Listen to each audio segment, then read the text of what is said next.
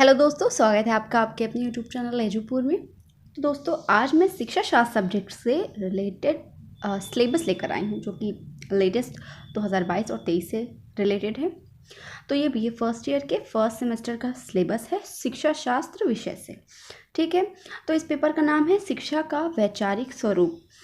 इस सिलेबस की जो वीडियो है, इसमें मैंने यूनिट वाइज बताया है कि किस किस यूनिट में क्या क्या टॉपिक रहेगा, और उन्हीं यूनिट के अकॉर्डिंग ही मैं वीडियोस चैप्टर की डालूंगी। ऑलरेडी मेरे चैनल पे 1, 2, 3 यानी प्राचीन भारतीय ज्ञान परंपरा और शिक्षा क्या है, शिक्षा के उद्देश्य वगैरह, इससे रिलेटेड वीडियो ऑलरेडी चैनल पे अपलोडेड है, और शिक्षा शास्त्र से रिलेटेड प्लेलिस्ट भी बनी हुई है। तो आप लोग चाहे तो चेकआउट कर सकते हैं। पहले भी वीडियोस मैंने डाली थी शिक्षा शास्त्र विषय से रिलेटेड। आगे भी मैं चैप्टर 1, चैप्टर 2, चैप्टर 3 के अकॉर्डिंग वीडियो डालती रहूँगी। तो दोस्तों, अगर आप चैनल पर नए हैं तो मैं आपको बता दूं, हमारे चैनल पर बीए, एमए, बीएड से रिलेटेड टॉपिक्स की वीडियो डाली जाती है। तो अगर आप नए हैं तो चैनल को सब्सक्राइब करके बेल आइकन को ज़रूर हिट कीजिएगा। चलिए वीडियो स्टार्ट करते हैं। तो ये लेटेस्ट सिलेबस है 2022 और 23 का। काफ़ी लोग, मैंने कम्युनिटी पे पोस्ट किया था तो काफ़ी लोगों ने कहा था कि शिक्षा शास्त्र सब्जेक्ट से रिलेटेड विषय मतलब सिलेबस चाहिए, बट मैं डाल नहीं पाई। लेकिन मैंने सोचा कि अब सोशियोलॉजी का इतना हो चुका है तो क्यों ना शिक्षा शास्त्र का भी डाल दिया जाए। तो अब मैं शिक्षा शास्त्र रिलेटेड वीडियोस डालूंगी। तो यूनिट 1 है शिक्षा की अवधारणा एवं उद्देश्य। तो ये यूनिट 1 का नाम है शिक्षा, यानी उसका कंसेप्ट और उसके एम्स क्या क्या हैं। तो इसमें कौन कौन से टॉपिक आएंगे। पहला है प्राचीन भारतीय ज्ञान परंपरा, उसकी जीवन शैली, गुरु शिष्य अवधारणा, यानी प्राचीन काल में जो ज्ञान परंपरा थी, जो शिक्षा के जो मतलब विभिन्न कालों के अनुरूप जो शिक्षा प्रदान की जाती थी, या फिर वहाँ की जीवन शैली कैसी थी, वहाँ का गुरु के कर्तव्य क्या होते थे, शिष्य के कर्तव्य क्या होते थे, और गुरु शिष्य का जो संबंध होता था उसकी क्या अवधारणा है। तो इस पूरे टॉपिक में इसके बारे में भी मतलब इसके बारे में ही पढ़ना है आप लोगों को। तो इससे रिलेटेड कंप्लीट वीडियो मेरे चैनल पर डली हुई है, आप प्लेलिस्ट से जाकर चेकआउट कर सकते हैं, प्राचीन भारतीय ज्ञान परंपरा। नेक्स्ट है शिक्षा की अवधारणा, अर्थ एवं प्रकृति, यानी शिक्षा की अवधारणा बताना है कि शिक्षा क्या है, शिक्षा क्या होती है, शिक्षा कब तक चलती है, उसका अर्थ क्या है, उसकी परिभाषा क्या है, उसकी प्रकृति क्या है। ये टॉपिक बहुत इंपॉर्टेंट है दोस्तों, बहुत इंपॉर्टेंट है। शिक्षा शास्त्र में शिक्षा से रिलेटेड क्वेश्चंस तो एग्जाम में आना ही आना है, और प्राचीन भारतीय ज्ञान परंपरा मोस्ट इंपॉर्टेंट टॉपिक है। तो मेक श्योर आप अपने नोट्स ज़रूर बनाइए, ज़रूर से बनाइए, और इन्हें अपने एग्जाम के लिए प्रिपेयर भी कीजिए। नेक्स्ट है विद्या, ज्ञान, शिक्षण, प्रशिक्षण, शिक्षा, यानी हमारी एजुकेशन, नॉलेज, टीचिंग, ट्रेनिंग और एजुकेशन। तो इन सभी के बारे में आप लोगों को पढ़ना है। आने वाले दिनों में मैं इन टॉपिक से रिलेटेड भी वीडियोस लेकर आऊँगी। शिक्षा के तत्व या फिर शिक्षा के कौन कौन से फैक्टर्स हैं, शिक्षा के उद्देश्य, व्यक्तिक, सामाजिक। तो शिक्षा के उद्देश्य को इस यूनिट में रखा गया है, यानी इंडिविजुअल और सामाजिक जो शिक्षा के उद्देश्य होते हैं उनके बारे में बताना है।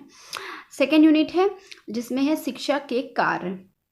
तो शिक्षा के कार्य के बारे में बताना है सेकेंड यूनिट में, यानी फंक्शंस ऑफ एजुकेशन। तो पहला है व्यक्तिगत और सामाजिक विकास, सांस्कृतिक विरासत का प्रसारण, कौशल का अधिग्रहण, मानव मूल्यों का अधिग्रहण और सृजन, यानी इंडिविजुअल और सोशल डेवलपमेंट। हमारे जो हमारी संस्कृति है, उसकी विरासत है, उसका ट्रांसमिशन करना, कौशल का अधिग्रहण करना, यानी आपके जो हुनर हैं, जो कौशल हैं, उनका डेवलपमेंट करना, मानव मूल्यों का अधिग्रहण और सृजन करना, नई नई चीज़ों की खोज करना और उनका डेवलपमेंट करना, सामाजिक एकता, अवकाश के लिए शिक्षा, राष्ट्रीय एकता के लिए शिक्षा, अंतर्राष्ट्रीय समाज के लिए शिक्षा, HRD के लिए शिक्षा, यानी शिक्षा सामाजिक एकता के लिए क्यों प्रदान की जाती है, अवकाश के लिए क्यों प्रदान की जाती है, शिक्षा राष्ट्रीय एकता के लिए शिक्षा क्या महत्व है, अंतर्राष्ट्रीय समझ के लिए शिक्षा का क्या महत्व है, और HRD यानी ह्यूमन रिसोर्स डेवलपमेंट जो सेक्टर है उसके लिए शिक्षा का क्या महत्व है। तो आपको यूनिट सेकेंड में इन सभी टॉपिक्स के बारे में पढ़ना होगा, यानी शिक्षा के कार्य या फिर फंक्शंस ऑफ एजुकेशन। ठीक है, आशा करती हूँ यहाँ तक आप लोग को क्लियर होगा। अब आते हैं यूनिट 3 पर। तो यूनिट थर्ड में शिक्षा की एजेंसीज को रखा गया है, या फिर उसके प्रकार, या फिर ये कह सकते हैं रूप, इनको कह सकते हैं।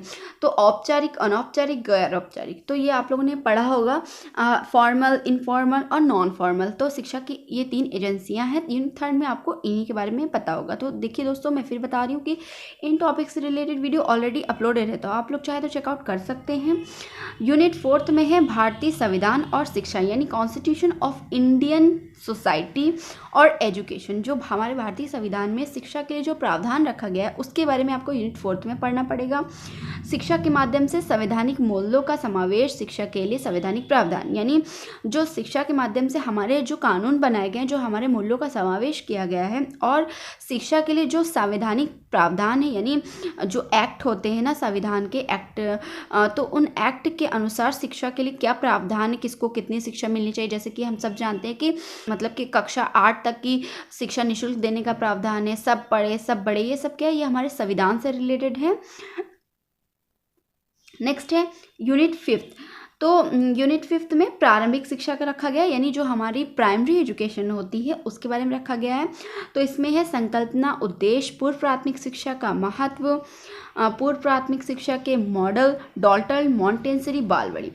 तो पूर्व प्राथमिक शिक्षा यानी जो प्री प्राइमरी एजुकेशन दी जाती है या फिर प्राइमरी एजुकेशन दी जाती है, इस यूनिट में आपको बेसिकली प्राइमरी से रिलेटेड टॉपिक्स पढ़ना है, चाहे वो प्री प्राइमरी हो चाहे वो प्राइमरी हो। उनकी संकल्पना, उनका क्या उद्देश्य है प्रदान करने का, उसका क्या महत्व है, और पूर्व प्राथमिक शिक्षा के जो मॉडल हैं वो डॉल्टन, मॉन्टेसरी हो या बालवाड़ी से संबंधित हो, इनके बारे में भी आपको पढ़ना पड़ेगा। तो नेक्स्ट है भारत में पूर्व प्राथमिक शिक्षा की पृष्ठभूमि और वर्तमान परिदृश्य, NEP 2022 और प्री प्राइमरी एजुकेशन। यानी इस वाले यूनिट में ये भी रखा गया है कि जो हमारी प्राइमरी एजुकेशन है उसकी पृष्ठभूमि और उसका वर्तमान जो परिदृश्य है, यानी जो इसका बैकग्राउंड है, जो हिस्ट्री है, और जो आज शिक्षा प्रदान की जा रही है उसका परिदृश्य क्या है। और जो NEP 2022 है उसमें प्री प्राइमरी एजुकेशन किस तरह की दी जा रही है, इसके बारे में भी आपको पढ़ना होगा। यूनिट 6 की यदि बात करें तो इसमें प्राथमिक और माध्यमिक शिक्षा को रखा गया है, यानी अभी यूनिट 5 में हमने बात की कि इसमें प्राइमरी और प्री प्राइमरी को रखा गया। यूनिट 6 में प्राइमरी और माध्यमिक यानी प्राथमिक और माध्यमिक को रखा गया है। तो इसमें माध्यमिक शिक्षा की अवधारणा, उद्देश्य और महत्व, भारत में प्राथमिक शिक्षा का वर्तमान परिदृश्य, यानी माध्यमिक शिक्षा वो जो कक्षा 8 के बाद दी जाती है, इसे माध्यमिक शिक्षा कहा जाता है। तो माध्यमिक शिक्षा की अवधारणा, उद्देश्य, महत्व क्या है, भारत में प्राथमिक शिक्षा का वर्तमान परिदृश्य क्या है, इसके बारे में भी आपको पढ़ना होगा। नेक्स्ट है यूनिट 7। तो यूनिट 7 में हायर एजुकेशन को रखा गया, यानी हमारी उच्च शिक्षा, जो BA, MA, BEd, जो हायर एजुकेशन होती है ना, उसको रखा गया है। तो इसमें आपको बताना है कि इसकी संकल्पना क्या है, उच्च शिक्षा का उद्देश्य क्या है, यानी उच्च शिक्षा प्रदान करने का क्या उद्देश्य है, और उच्च शिक्षा की आवश्यकता क्या है मतलब स्टूडेंट्स के लिए। विश्वविद्यालय के प्रकार कितने होते हैं, केंद्रीय, राज्य, निजी, मुक्त, ये सब मतलब विश्वविद्यालय के जो प्रकार है इनके बारे में भी आपको पढ़ना पड़ेगा कि केंद्रीय विश्वविद्यालय में किस तरह की शिक्षा दी जाती है, कैसा वहाँ का पृष्ठभूमि, कैसा स्वरूप है, राज्य विश्वविद्यालय के बारे में, निजी विश्वविद्यालय, मुक्त विश्वविद्यालय, डिस्टेंस एजुकेशन, इन सभी के बारे में आपको इस यूनिट में पढ़ना पड़ेगा। और ये भी टॉपिक बहुत इंपॉर्टेंट है दोस्तों, उच्च शिक्षा से रिलेटेड क्वेश्चन भी एग्जाम में ज़रूर आता है। भारत में उच्च शिक्षा का वर्तमान परिदृश्य, यानी आज के दौर में हमारे इंडिया में जो उच्च शिक्षा का वर्तमान परिदृश्य है, या फिर हम कहें कि आज प्रेजेंट टाइम में किस तरह की शिक्षा दी जा रही है, उनका क्या उद्देश्य है, किस तरह की व्यवस्था के द्वारा शिक्षा प्रदान की जा रही है, ये सभी हमें देखना होगा। तो जो ये है ना विश्वविद्यालय के प्रकार, ये बहुत इंपॉर्टेंट है दोस्तों, अपने माइंड में ज़रूर रखिएगा, मोस्ट इंपॉर्टेंट है, ये क्वेश्चन ज़रूर आता है विश्वविद्यालय के प्रकार से रिलेटेड एग्जाम में। तो नेक्स्ट है यूनिट 8।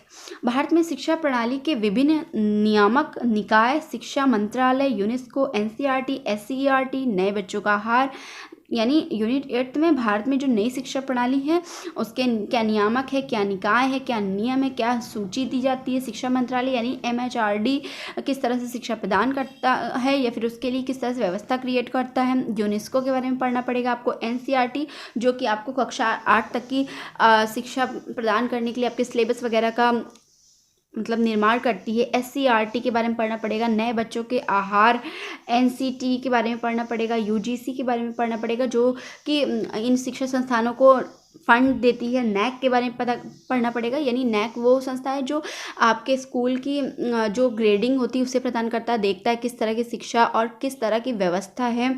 नेक्स्ट है IQAC, ICTE, अंतर्राष्ट्रीय बोर्ड, राष्ट्रीय बोर्ड, CBSE, राज्य बोर्ड। तो आपको इन सभी के बारे में डिटेल में पढ़ना पड़ेगा। ये टॉपिक्स भी बहुत इंपॉर्टेंट है, लेकिन अक्सर इन टॉपिक्स से रिलेटेड टिप्पणी एग्जाम में ज़रूर आती है, तो इसे भी अपने माइंड में ज़रूर रखिएगा। जैसे कि इनमें सबसे ज़्यादा इंपॉर्टेंट NCERT है, ये NCERT बहुत इंपॉर्टेंट है। MHRD भी इंपॉर्टेंट है। नेक्स्ट है NCT, ये भी इंपॉर्टेंट है। UGC, NAC, ICTE, राष्ट्रीय बोर्ड, CBSE, ये सब बहुत इंपॉर्टेंट है। तो दोस्तों ये थे शिक्षा शास्त्र सब्जेक्ट से रिलेटेड BA फर्स्ट ईयर या फिर फर्स्ट सेमेस्टर का सिलेबस। आशा करती हूँ ये सिलेबस की वीडियो आपके लिए बहुत ज़्यादा हेल्पफुल रहे। वीडियो अच्छी लगे तो लाइक कर दीजिएगा, अपने दोस्तों के साथ शेयर कर दीजिएगा, जिससे उनको भी हेल्प हो सके। चैनल पे नए हैं तो देखिए सब्सक्राइब करके बेल आइकन को भी हिट कर दीजिए, जिससे आपको भविष्य में मेरी आने वाली अन्य वीडियोज़ की नोटिफिकेशंस भी मिलती रहे। मिलते हैं नेक्स्ट वीडियो में, तब तक के लिए अपना खूब ख्याल रखिए। Bye bye.